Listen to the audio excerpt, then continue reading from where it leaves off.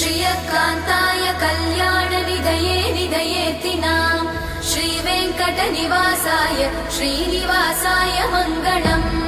लक्ष्मी सविभ्रमालोकसुभ्रूविभ्रमचक्षुषे चक्षुषे सर्वलोकानां वेङ्कटेशाय मङ्गलम् श्रीवेङ्कटाद्रिशृङ्गाग्रमङ्गलाभरणाग्रये मङ्गलानां निवासाय श्रीनिवासाय मङ्गलम्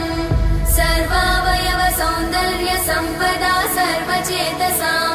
सदा सम्मोहनायास्तु वेङ्कटेशाय मङ्गलम्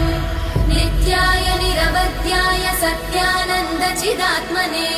सर्वान्तरात्मने श्रीमद् वेङ्कटेशाय मङ्गलम्